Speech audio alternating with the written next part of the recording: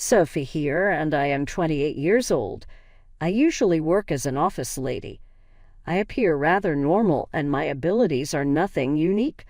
I have a strong personality, but not any particularly remarkable qualities. That brief introduction started the Mixer event. It was a social gathering with men from a somewhat larger firm than ours, arranged by several women from the department next to mine. Originally scheduled as 3 women and 3 guys, they asked me to join at last minute since they lacked sufficient personnel. Though I'm not particularly gorgeous, I'm not so ugly that I would sour the atmosphere either. I am plenty sociable to fit in at occasions like these. I chose to simply enjoy the dinner since I didn't have a boyfriend right now, and I wasn't expecting to meet someone really great at the Mixer. It happened in a laid-back yard house restaurant. From the beginning, the other 2 women were preoccupied with 2 attractive and skinny men with that American pop star appearance. That left 2 additional men, one who was huge and well-built and wore spectacles, and another who looked very plain. The huge man seated across from me identified himself as Tyler. Even through his shirt, his muscles were clear-cut, and he had a thick beard and strong features, completely my type. More than skinny, attractive guys, I have always admired muscular, strong men. To be really honest, my perfect man would be someone with rugby player appearance. He merely needs to be strong enough to carry one. He does not have to ride in on a white horse. I'm regularly invited to mixers for this reason. My taste in males is somewhat different from most ladies. Your muscles are really strong. Are you involved in any sports? I asked him with great anticipation. I used to play rugby in college, but right now I concentrate on weight training, Tyler said. Jackpot. I got excited. Tyler was eating his dinner, not chatting much to the women, and concentrating on the food. His eating technique was quite remarkable. Sophie, just right. Do you also work out excessively? Joining the discussion, Tyler questioned. You could tell. Another pastime I enjoy is working out, I said, grinning.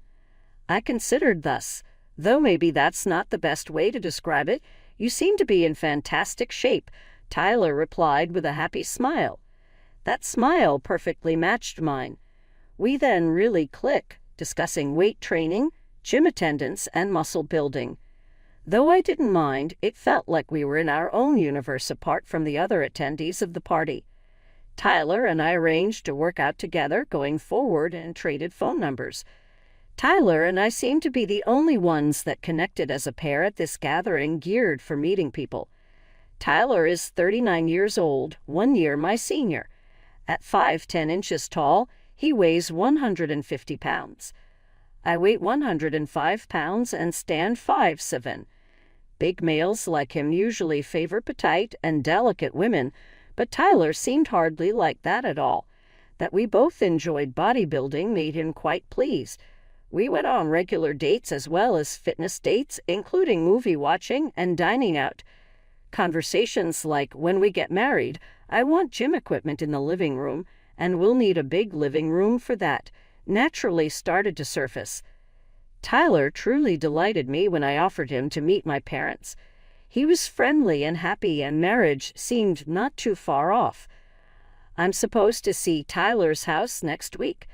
Tyler lost his mother when he was a young child, and his elder sister, who is 6 years his senior, mostly reared him. Though that could be simpler than a mother-in-law, there could be some usual sister-in-law problems. When I first visited Tyler's house, I was anxious, but his sister Evelyn greeted us with great beauty. 6 years older than Tyler, she is in her mid-40s, and I couldn't help but find her to be quite beautiful. About my height, she seemed like a more polished version of Tyler. She lacked much muscle. Her beautiful black hair truly caught attention. Tyler's father is similarly well-built. He has thick eyebrows exactly like Tyler. Evelyn prepared us handmade seafood pasta, but there was a tiny flaw. I have seafood allergies. Evelyn, I'm sorry, but I'm allergic to shrimp and crab, I said. I had to avoid the shrimp and crab on the spaghetti since a tiny bit would cause hives. I thought I told you about the allergy. Not sure I did. Looking a little worried, Evelyn said, given our frequent dining together, Tyler should have known about my allergy. I had no idea about that. Apologies, Sophie, Tyler remarked.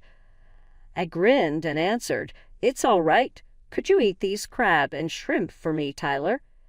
Tyler delightedly answered, Of course, then grabbed the crab and shrimp from my dish. Evelyn's eyes became rather austere, but I didn't give it any thought. Trying to diffuse things, I said, I'll be more careful next time. Evelyn next said, Sophie, if you marry, he won't be able to eat crab or shrimp anymore. Though I hadn't really considered it before, I reasoned I could avoid cooking with foods likely to aggravate my allergy. When Evelyn stated, It's really a shame because he loves them so much, I began to feel somewhat ashamed. Was she laying blame on me? I looked perplexed. Tyler said fast, Don't worry, I can always eat crab and shrimp when I go out, or I can come here for them. Evelyn kept bringing up how much Tyler enjoyed crab and shrimp as a young child and how she would keep making them for him as long as she was cooking for the remainder of the stay. Her remarks made me a little excluded. Even after you're married, you're always welcome to visit, Evelyn said later when she saw Tyler off at the door. She seemed to be suggesting that I was somehow dragging Tyler away from her. I told Tyler on the drive home, It sounds like your sister doesn't think very highly of me. You seem to enjoy crab and prawns really greatly. Though Tyler cheered me, I was feeling a little low. Yeah, I enjoy them, but worry about my sister not here. She just worries a little too much about what I eat since she finds it rather vital. Tyler said Evelyn might be quite involved in his life as she adopted a motherly position following the death of his mother. Given she has been his caregiver for so long, he reasoned she would have a bit of a sister complex. Evelyn is seeing Adam, a really attractive boyfriend. Women often drool over him. He is much more appealing than certain celebs. For my part, he doesn't really appeal. 31-year-old Adam runs a nightclub. Evelyn was working when a colleague drove her to the club where Adam was the best bartender. His work consisted on courting ladies for tips, but he fell in love with Evelyn and finally chose to launch his own company. Adam truly loves Evelyn, and even Tyler's father, who once opposed the notion of her seeing a bartender, has embraced him now that he runs his own nightclub. I even sometimes work out with him, Tyler remarked. He wants to build some muscular mass, but nothing too extreme. Tyler clarified that occasionally he and I go out to dine with Evelyn and Adam. Evelyn yelled out once, "Wait," as I was ready to toss lemon and sauce over Tyler's fried shrimp. Tyler prefers ketchup on fried food. Tyler answered coolly, "Don't worry." Sophie advised me to try the lemon and sauce. It tasted very excellent. Though tartar sauce also works and ketchup is fantastic, lately I have been loving lemon and sauce. Tyler appeared good with the modification, but Evelyn's face revealed she wasn't pleased with it. This went beyond food, though as well. Evelyn looked offended whenever Tyler expressed interest in anything I showed him, including foreign operas or when he started dressing differently. She seemed to object to seeing him transform. Also, unusual events occurred during our dinner at Tyler's residence. Often, even if no crab or prawns were shown, I would develop hives. I began to question whether the products or condiments they used might have included traces of shellfish, which I wouldn't have noticed. To find out what was truly going on, I thus sought to assist with the cooking at Tyler's house, but Evelyn wouldn't let me. "Why not you help with the dishes instead?" she asked.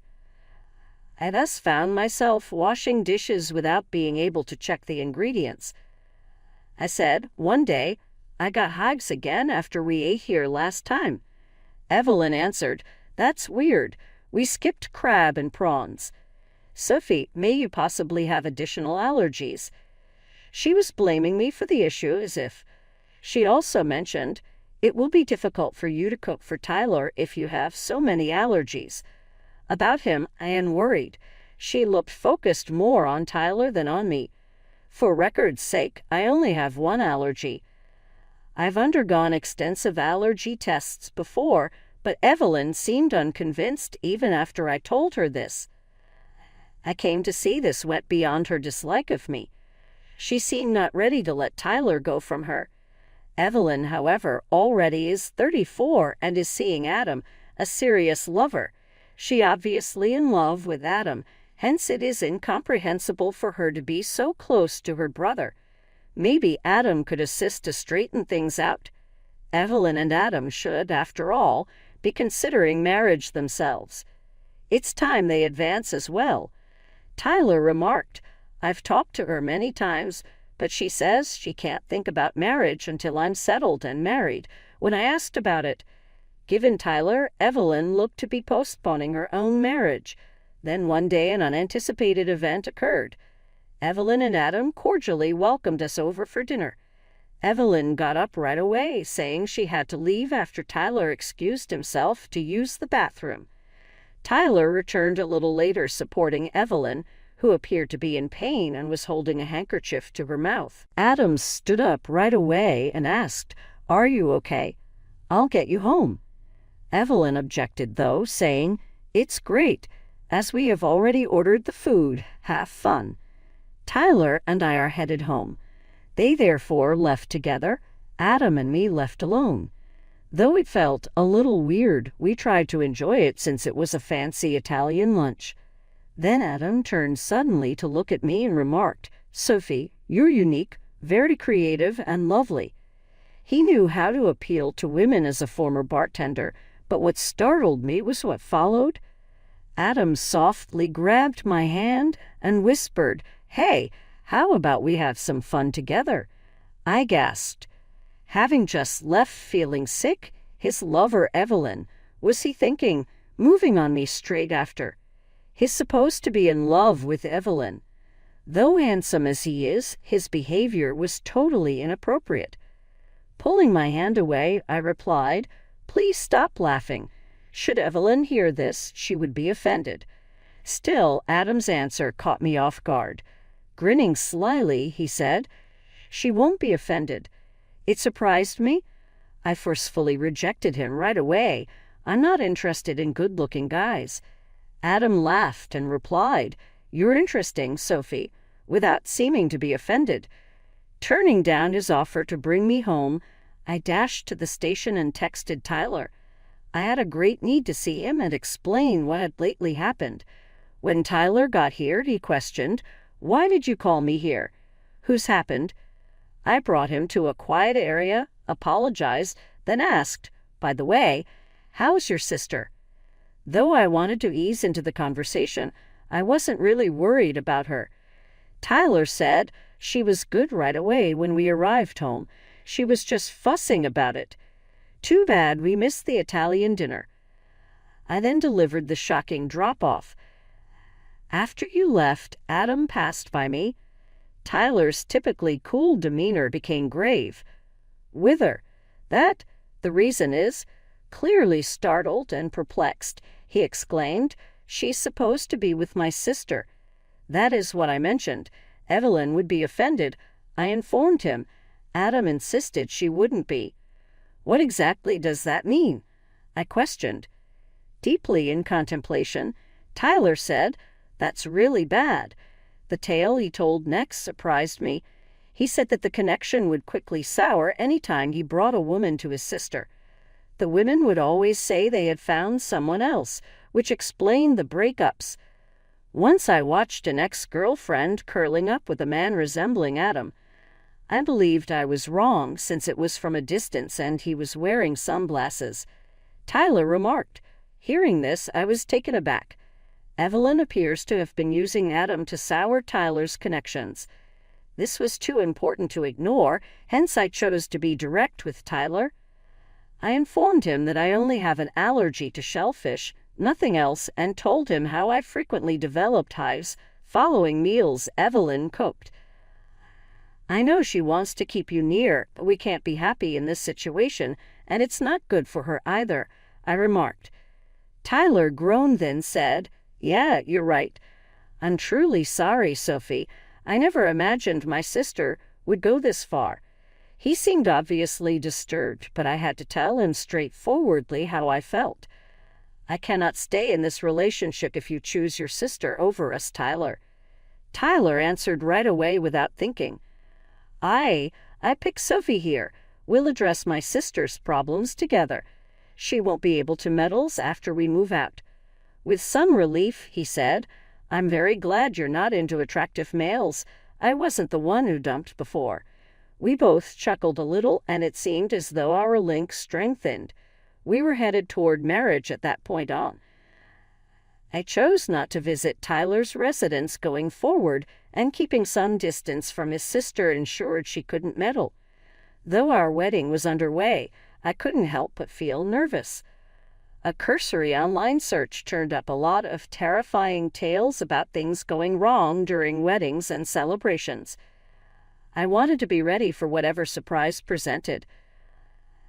Asked our wedding planner how often things go wrong at weddings in a meeting. Sensing my anxiety, the planner gently inquired whether I had any particular worries, which let me open and work things out. Presuming the best, I got ready for the big day. Excited when I entered the dressing room on our wedding day, I was shocked what I saw. Evelyn was there, using a big cutting knife to rip up my wedding dress aggressively. Trashed accessories were all around her feet. Though I had anticipated she would attempt to ruin the wedding, I imagined it would be something like coffee or water spilled on the dress. Not this. She really cutting the dress with a knife never occurred in my mind. "Everything is now destroyed. What a shame," Evelyn murmured, flashing a smile. Still composed, though, I said, "It's all rentals anyway. Most people do not purchase pricey custom-made wedding gowns." Her smile slightly faded. "What? But without a dress, a wedding cannot take place," she said. "That is why I have a spare dress ready," I said coolly. "I'll just wear the other one. The one you wrecked more appealed to me." Tyler entered just then, after a knock on the door. He stopped at the sight, clearly stunned. "Evelyn, why would you do this?" he asked. Beside me, the wedding coordinator remarked, "All these clothes and accessories belong to the venue. Should I notify the police of the damage?" Tyler spoke fast. "We'll pay for it. On our wedding day, I want no criminal in the family there." Evelyn at last seemed to grasp the gravity of what she had done when she heard the word criminal. She began shouting, "Criminal? You're referring to what? I merely object to this marriage." "Too bad," I responded, "but we are already legally married. We are formally a couple, hence canceling today's ceremony will have no effect." Evelyn looked startled, then dropped to the floor, mumbling, "No, that can't be true. That is a falsehood."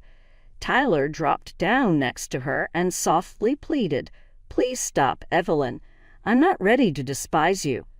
She broke down, bawling like a toddler, screaming out for him at his words. She started to cry, "Tyler, Tyler." Tyler was requested to bring her out of the dressing room so I could change into the spare dress and fix my makeup.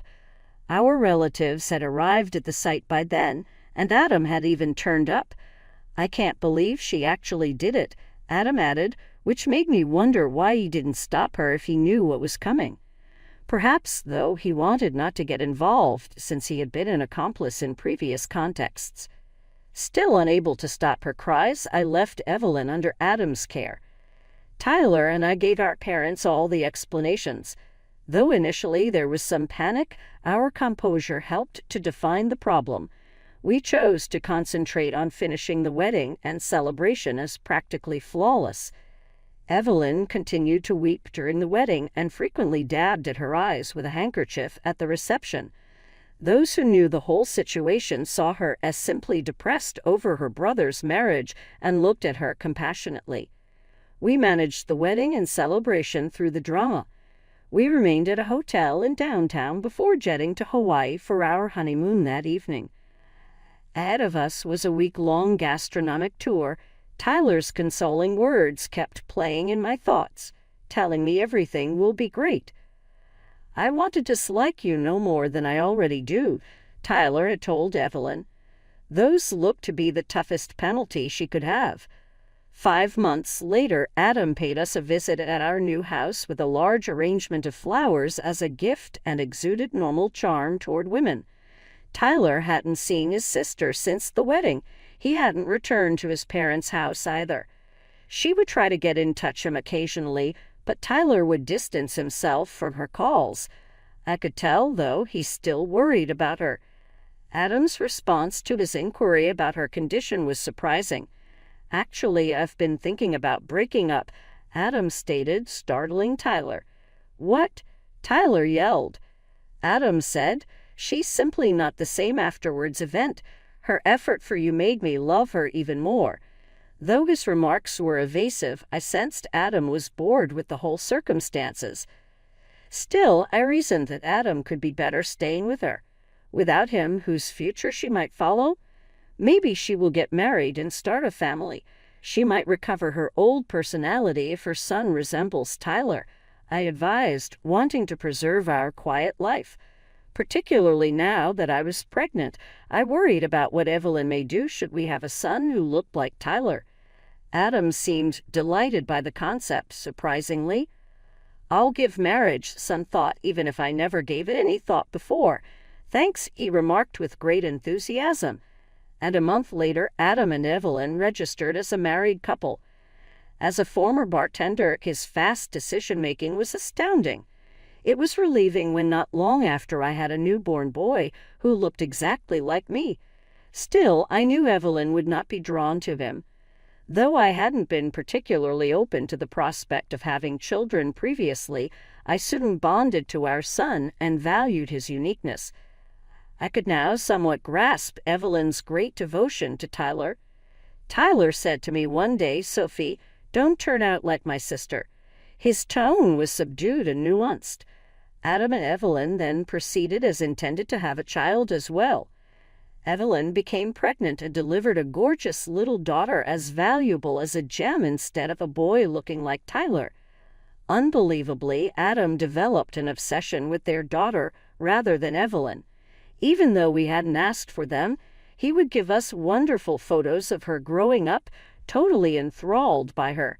Having turned one, she became even more adorable and delightful. Our little 3-year-old troublemaker is somewhat the handful, but his mischievousness only accentuates his attractiveness. Adam makes jokes about doing everything it takes to deter any prospective partner his daughter could find. Both Adam and Evelyn seem to be somewhat protective in that sense. Although they seem to fight about their daughter a lot, really it doesn't worry me.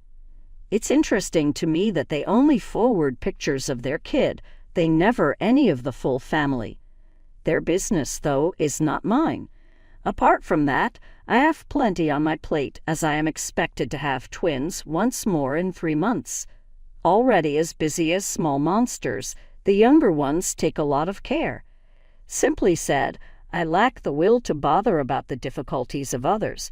Tyler currently largely uses the training machine we set up in our large living room. After giving baby, I had intended to utilize it to regain shape, but it soon became a laundry hanging spot. Having all these children to pursue has made me appreciate the need of keeping strength and endurance. Perhaps if we have more kids, we could relocate the machine and really start visiting the gym. Tyler notes, though, that we will never run out of weights even without the machine. He says this while squatting with our son on his back, and I am reminded of how much I love him. That makes me sure I won't turn into his sister. When our children grow up, I hope they will meet excellent companions and lead the kind of amazing life I am privileged to enjoy now.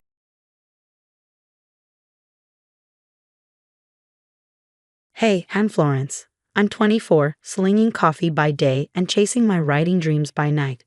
Not exactly where I thought I'd be at this point, but hey, a girl's got to eat, right? Florence, table 3 needs a refill. My manager calls out. I nod, grabbing the pot. Just another day in paradise. As I top off mugs, my phone buzzes. Mom, probably calling about Brittany's engagement party. I brace myself and answer on my break. Florence, honey, have you picked up your dress for the party yet? She asks. I sigh. Not yet, Mom. I've been busy with work and, well, made sure it's not too flashy. We don't want to outshine Brittany on her big day, right? Heaven forbid anyone steal the spotlight from golden child Brittany. After my shift, I meet up with my best friend, Alex, at our favorite diner. So how's the great American novel coming along? He asks, sliding into the booth.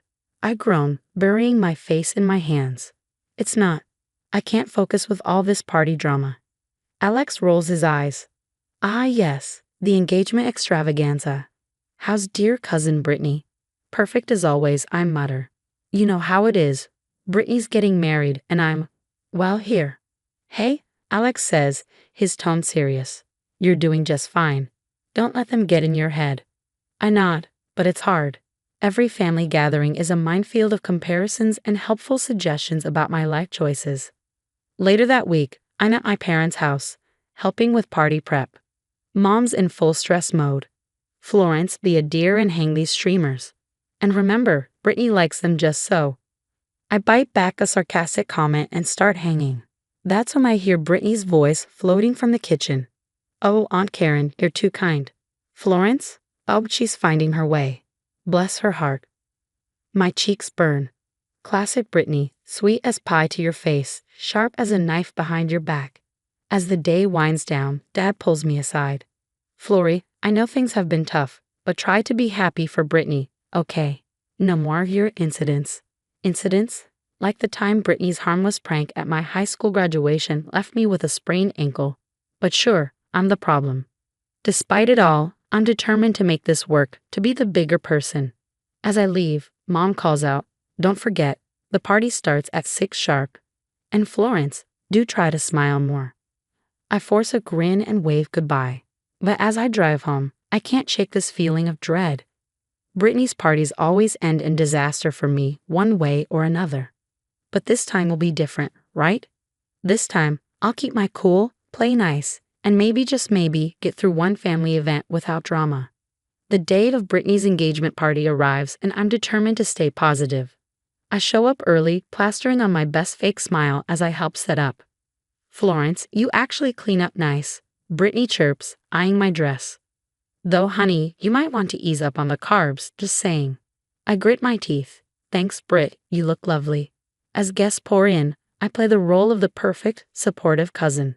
Smile, nod, laugh at the right moments. But Brittany seems determined to push my buttons. During the toasts, she clinks her glass. I just want to thank everyone for coming. Even Florence managed to tear herself away from her little coffee shop dreams. Laughter ripples through the crowd. My cheeks burn. Alex, bless him, squeezes my hand under the table. Ignore her, he whispers. But Brittany's just warming up. As we move to the buffet, she loudly comments, oh Flo, maybe skip the cake. Wouldn't want to strain those dress seams. I bite my tongue so hard I taste blood. Then come the group photos. Brittany insists I stand at the back, for height reasons. Thought we're the same height. Brittany, I finally snap. Can we not do this today? She blinks innocently. Do what? I'm just trying to include you, Flo. No need to be so sensitive. As the party progresses, her jokes grow meaner, more pointed. Each one chips away at my resolve. Remember when Florence thought she'd be a famous author by now?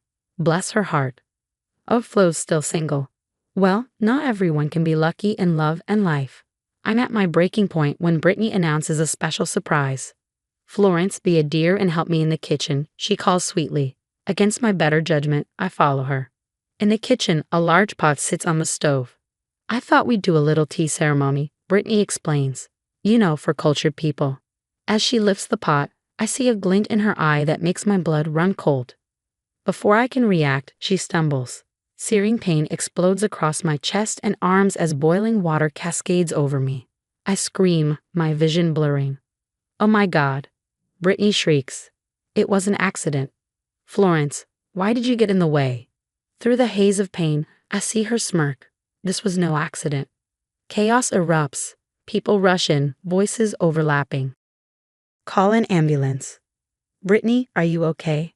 Alex pushes through the crowd, his face pale. Florence, we need to get her to the hospital now. but Mom steps in, her voice tight. Now, let's not overreact. I'm sure it's not that bad. Florence, stop making such a fuss. You're ruining Brittany's party. I can't believe what I'm hearing. My skin feels like it's on fire. And they're worried about the party. Are you kidding me? Alex explodes. She needs medical attention. Brittany sniffles dramatically. I feel terrible. Florence, can't you just put some ice on it? That's when I snap. Through gritted teeth, I manage to say, Alex, get me out of here. As Alex leads me out, ignoring my family's protests, my phone starts pinging like crazy. Later, I'll see a barrage of angry messages. How could you make such a scene? You always have to make everything about you. Brittany is devastated. I hope you're happy. In the car, racing toward the hospital, the pain is overwhelming. But something else cuts deeper, the realization that my family cares more about a party than my well-being. You're going to be okay, Alex keeps saying, his knuckles white on the steering wheel. I nod, fighting back tears. But as the adrenaline fades and the true horror of what just happened sinks in, I can't help but wonder, will anything ever be okay again? The hospital room is quiet except for the steady beep of machines. I stare at my bandaged arms, still processing the events of the past few days. Alex walks in, his face a mix of concern and anger. How you holding up, Flo? Like I've been boiled alive, I mutter. Any word from the family? He hesitates. Your parents called. They want you to consider not pressing charges, for the sake of family unity. I laugh bitterly, wincing at the pain it causes. Family unity, right. Just then, we heard voices outside my hospital room. It was my aunt and uncle, Brittany's parents. I don't know why Florence is making such a big deal out of this, my aunt hissed. Brittany's always been a bit competitive with her, but she'd never do something like this on purpose. My uncle sighed. Remember the science fair incident, or Florence's college acceptance party? There was a pause. Those were different, my aunt insisted. Brittany was just a kid then. As their voices faded, Alex and I exchanged shocked looks. Science fair incident, he asked. Memories flooded back. The night before judging, my project mysteriously ruined and Brittany winning first place. I always assumed it was an accident, but now... Alex, I said slowly, I think we need to do some digging. Over the next few days, as I recovered, Alex became a one-man investigation team. He talked to old classmates, dug up yearbooks, and even sweet-talked my grandmother into sharing some old family videos. What he uncovered made me sick. Flo, look at this, he said, showing me his phone. It was a series of texts from Brittany to her friend, dated the day before the engagement party. Can't wait to put little Miss Perfect in her place tomorrow. Got a special surprise planned. She planned it, I whispered, feeling numb. All of it. But the revelations didn't stop there. Alex had compiled a list, my ruined science fair project. Brittany had bragged to friends about sabotaging it. The accidental punch spill on my prom dress, premeditated. Even my recent breakup, Brittany had been feeding my ex lies about me for months. As the evidence piled up, my family's pressure to forgive and forget grew more intense. Florence, honey, my mom said during one visit, I know Brittany can be difficult, but she's family. Can't you just let this go? I stared at her, disbelieving. Let it go. Mom, I have second-degree burns. She flinched. I know, but... No buts. I cut her off. This ends now. The confrontation came sooner than I expected. Oh, Flo, I feel just awful. It was a terrible accident. You forgive me, right? For the sake of the family? Brittany said, her voice dripping with fake sincerity. I looked at her, really looked at her, maybe for the first time. Drop the act, Brittany. I know everything. Her face changed, the mask slipping. Everything? The science fair, the prom dress, my ex, this accident, all of it. For a moment she looked cornered. Then her eyes narrowed. So what? It's not my fault you're so pathetic that taking you down is child's play. Gasps filled the room. We both turned to see my parents and Alex standing in the doorway, having heard everything. Brittany, my mom exclaimed, shocked. But Brittany was done pretending. Oh please, you all made it so easy, always comparing us, always pushing perfect Florence in my face. Well, guess what? I won. I always win. She stormed out, leaving the room in stunned silence. My parents looked shell-shocked. Alex was furious, and me? I felt something I hadn't felt in years. Free. I think, I said quietly, we need to talk about some changes in this family. I made a decision that shocked everyone. I was cutting ties with the toxic parts of my family, including my parents, who had enabled Brittany for years. Florence, you can't be serious, my mom pleaded over the phone. I am, I replied, my voice steady. I need to focus on healing, physically and emotionally. It wasn't easy, but with each day, I felt stronger. I poured my pain, anger, and hope into writing. The words flowed like never before, and before I knew it, I had a manuscript. Alex read it first. Flo, this is incredible. You have to publish it. To my surprise, extended family members and old friends reached out, offering their support. We always knew something was off with Brittany, my cousin Sarah admitted. We should have said something sooner. As I focused on my recovery and writing, news about Brittany trickled in. Her fiancé had called off the engagement after learning the truth, and her job had let her go due to character concerns. Meanwhile, my book, Burned but Not Broken, caught the attention of a publisher. Suddenly, I was doing interviews and book signings. The girl who once felt invisible was now being heard. One day, I received a call from my dad. Florence, we've been doing a lot of thinking and therapy. We'd like to try to make amends. I took a deep breath. I appreciate that, Dad, but I need more time. The day of my book launch arrived and the venue was packed with supportive faces. Alex, my new friends, even some family members who had recognized the truth and made amends. As I stood at the podium, I caught sight of a familiar face slipping in at the back, Brittany, looking far less polished than I remembered. For a moment, our eyes met. I saw anger there, but also something else, regret, envy. It didn't matter. I had moved on. Thank you all for coming, I began. This book is about survival, about rising from the ashes of betrayal and finding your own voice. As applause filled the room, a sense of peace washed over me. The road had been hard, but I had come out stronger. And as I looked out at the sea of supportive faces, I knew that while blood might be thicker than water, true family is the one you choose. And that's a wrap on Florence's journey from family scapegoat to successful author. Now I've got a question that might stir up some debate. If you were in Florence's shoes, would you ever consider reconciling with your parents, knowing they enabled years of abuse? Is there a point where family loyalty should end, or should we always leave the door open for redemption? Drop your thoughts in the comments.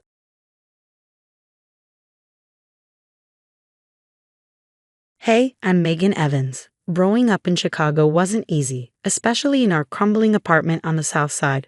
The walls were so thin you could hear everything, and the stench of mold seemed like it was a permanent resident.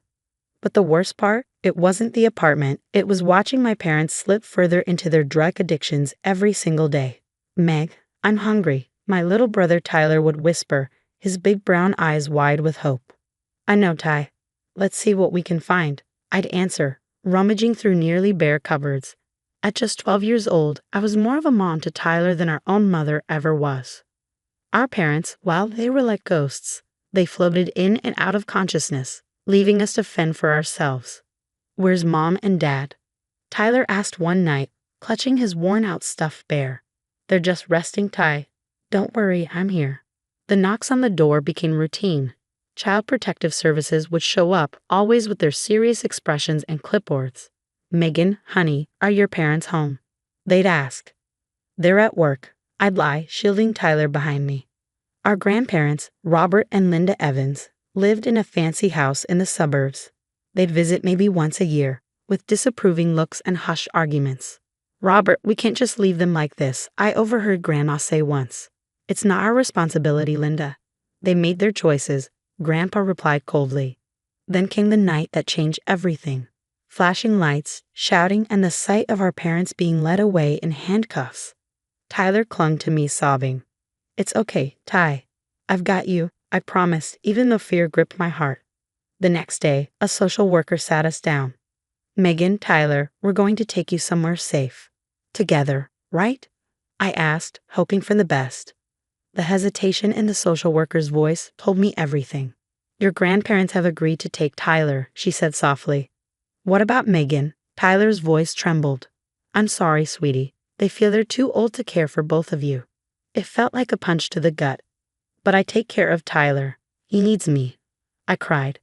I'm so sorry, Megan. We'll find you a good foster home. As we stood outside the CPS office, I hugged Tyler tightly. Be good for Grandma and Grandpa, okay? I'll see you soon, promise. He whimpered, promise. I watched as he climbed into our grandparents' car, while I was led to a separate vehicle. The hardest thing I've ever done was pressing my hand against the window as our cars drove away in opposite directions.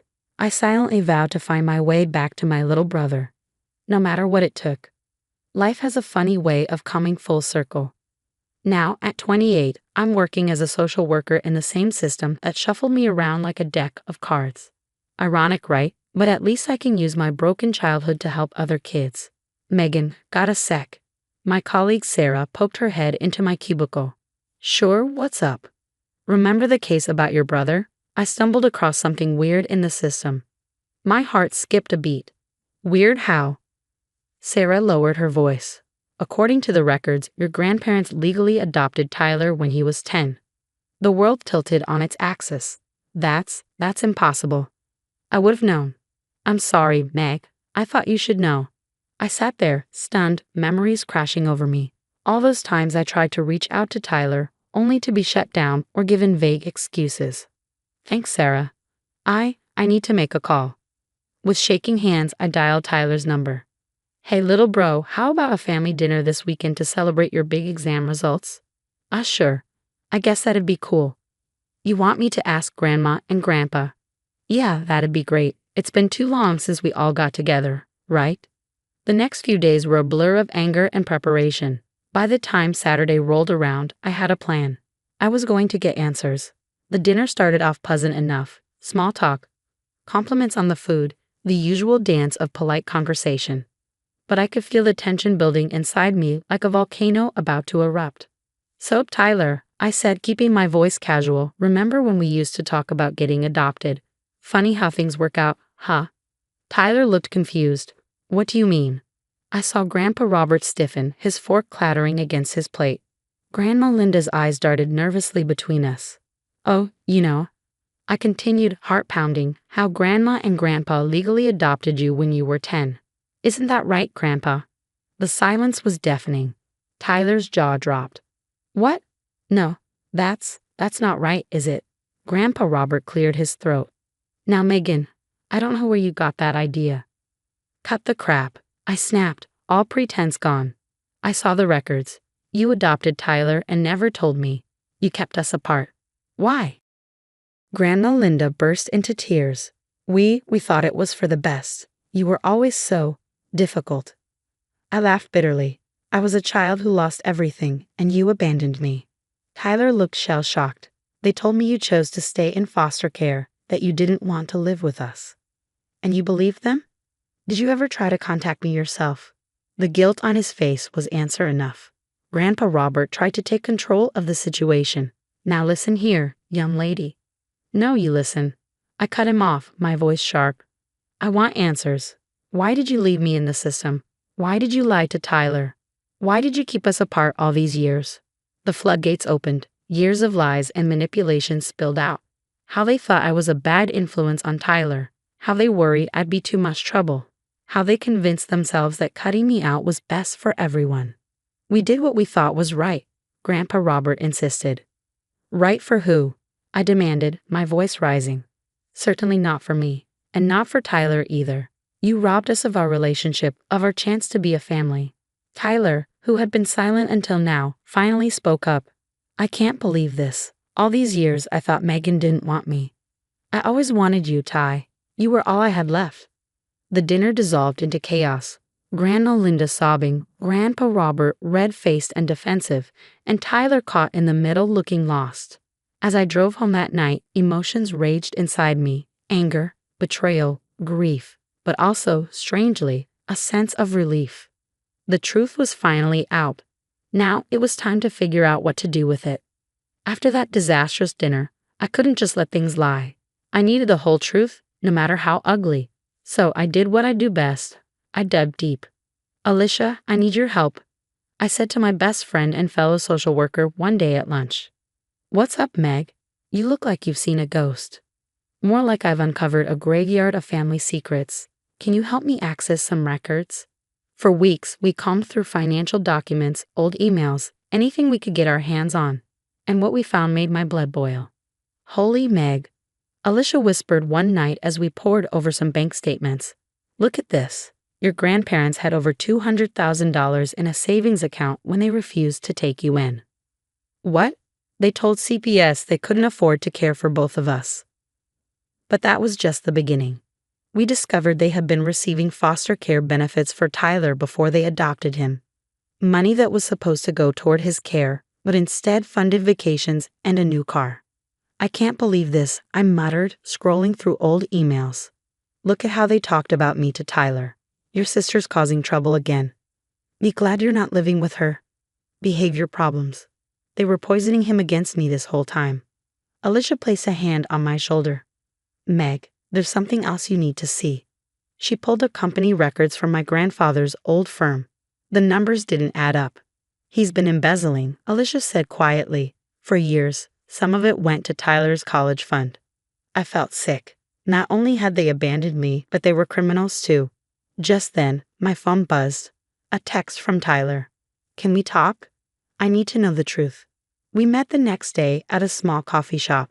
Tyler looked like he hadn't slept in days. Meg, I'm so sorry, he began.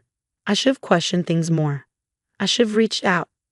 It's not your fault, Ty. They manipulated both of us. Tell me everything, he said, his voice shaking. I need to know what really happened. So I told him. I told him about the lies, the money, everything we had uncovered. His face grew paler with each revelation. I can't believe it, he whispered. My whole life, it's been built on lies. Not your whole life, Ty. We're still here. We can still be a family. As we talked, I felt a weight lifting. For the first time in years, I had my brother back. But I also had a decision to make. What was I going to do with all this information? That night, I tossed and turned, weighing my options. Could I really turn in my own grandparents? But then I thought about all the kids still stuck in the system. Kids like me who needed someone to fight for them. By morning, I knew what I had to do. It was time for the truth to come out, no matter the cost. Making that anonymous tip was the hardest thing I've ever done. But watching the fallout, that was a close second. It started with whispers around town, followed by the news reports. Local businessmen arrested for embezzlement. I saw Grandpa Robert's face plastered across the TV screen, looking older and smaller than I remembered. Tyler called me in a panic. Meg, what's going on? The FBI was at Grandma and Grandpa's house. I know, Ty. I'm the one who ticked them off. There was a long silence, and then good. They deserve it. Through it all, Tyler stood by me. We met up almost every day, piecing together our fractured relationship. I can't believe I never knew about your foster homes, he said one day. All those times I complained about curfews. Hey, you didn't know. What matters is we're here now. As the dust settled, I threw myself into my work. All those years of pain, I used them to fight for change in the system, and people started to notice. Megan, your proposal for improving sibling connections in foster care is brilliant, my boss said one day. We're implementing it statewide. But the real healing, it came in unexpected ways. Like the day Tyler convinced me to join him at a support group for adults with childhood trauma. Hi, I'm Megan, I said, my voice shaking. And I guess I'm here because I'm finally ready to let go of the past. As I shared my story, something shifted inside me. The anger, the hurt. It was still there, but it didn't define me anymore. After the meeting, Tyler and I grabbed coffee. So I've been thinking, he said with a grin. How about a sibling road trip this summer? Just you and me, making up for lost time. I felt tears prick my eyes. I'd love that, Ty. As we walked out into the sunshine, planning our trip, I realized something. Family isn't about blood or legal documents. It's about choice. It's about love. And Tyler and I, we were choosing each other every single day. The road ahead wouldn't be easy. We had years of hurt to work through, trust to rebuild. But for the first time in my life, I felt hopeful. We were writing our own story now. And this time, we'd write it together. Megan and Tyler's journey has come to an end, but now I've got a question for you. If you were in Megan's shoes, would you have turned in your grandparents for their crimes or kept quiet to maintain family peace? What would you have done differently? Drop your thoughts in the comments below.